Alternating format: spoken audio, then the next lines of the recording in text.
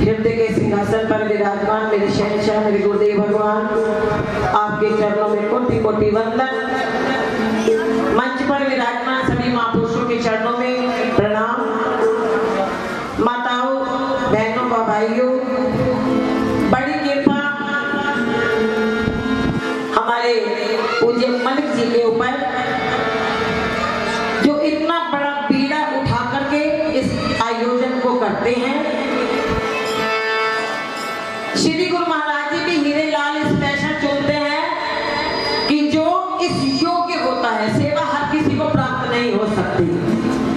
जो सेवा के लायक होता है, जो सेवा का पात्र बनता है, उसी को ये सेवा सौंपी जाती है। और सेवादार वो जो एक के अनेक बना दे, आगे जोड़ता चला जाए, लड़ी जोड़ता चला जाए। और वो खूबियां श्री गुरु महाराज जी ने इनके अंदर, जो इन्होंने इतना बड़ा आयोजन भी और इतने मेंबर भी जोड़े, और जो जोड़ का सवाल सीख जाता है, श्री गुरु महाराज जी उनके अंग संग चलते चले जाते हैं, चलते चले जाते हैं। वो जयकारा श्री गुरु महाराज की जय।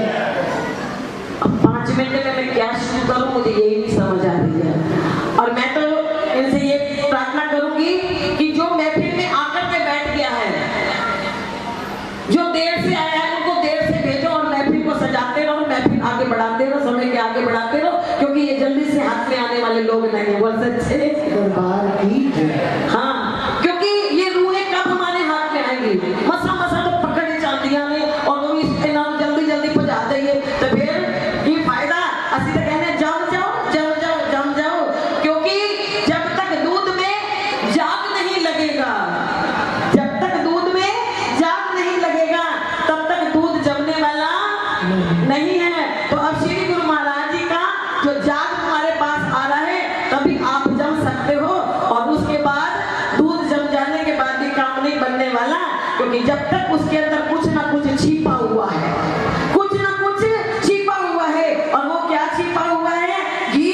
लेकिन घी भी सहज नहीं मिलेगा प्रेमियों, जब तक कि उस दही का बोलो मंथन नहीं करोगे, जब तक उस सिमरन को अंदर मथोगे नहीं, अंदर जाप नहीं करोगे, अंदर श्री गुरु महाराज जी का पाठ नहीं करोगे, आरती पूजा सेवा नहीं करोगे, तब तक भी घी मिलने वाला नहीं है। और मंथन करने के बाद जब तक अपने आप को हम तपाएंगे नहीं, यानी कि तपस्या,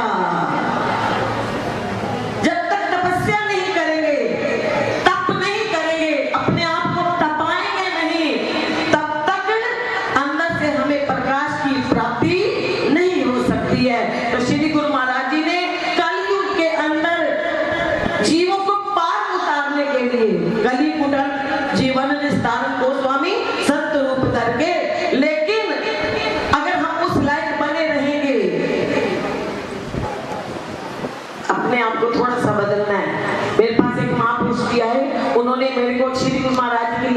सुनाई, क्योंकि मुकदमा तो होएगा, कोई कर लो गुरु वकील, मुकदमा तो होएगा, जिंदगी का मुकदमा होना ही होना है और गुरु वकील हमें करने ही पड़ेंगे। और जब तक गुरु वकील नहीं होंगे हम मुकदमे को जीत भी नहीं सकते हैं। तो एक व्यक्ति जा रहा था, टांगे वाला टांगा चला रहा था। श्री गुरु महाराज जी की लीला सुना रहे हैं आपको। मेरे पास श्री गुरु महाराज जी के टाइम पे जो फोटोग्राफर गुरु महाराज की फोटो खींचते थे, उनके सुपुत्र और वो मेरे पास 9 महीने रह करके गए। उन्होंने ये श्री गुरु महाराज जी की लीला जो देखी वहां पर, उन्होंने मेरे को सुनाई, मैं आपको सुना रही हूँ कि एक टांगे वाला टांगा चलाता हुआ जा रहा था, आगे से एक आदमी आ गया टांगे के नीचे और उस व्यक्ति को चोटें लग गई।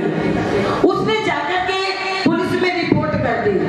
पुलिस उसको जब टांगे वाले को पकड़ने के लिए आई, लेकिन टांगे वाला श्री गुरु महाराज जी का भी शिष्य था। सच्चे दरबार की।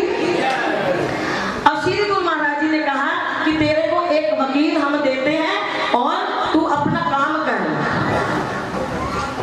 वकील को दे दिया श्री गुरु महाराज जी ने कि इससे अपनी बात करो। तो टांगे वाले ने कहा कि मैं तो शोर मचा रहा था, पोश पोश पोश, यानी कि पीछे हट जाओ, पीछे हट जाओ, पीछे हट जाओ। पर ये व्यक्ति ना जाने कैसे टांगे के नीचे आ गया और मैं क्या कर सकता हूँ। तो वकील ने कहा कि तुमने बस एक काम करना है, जब तुम्हारी पेशी होगी तुमने कुछ नहीं बोलना, मुंह अपना बंद रखना है।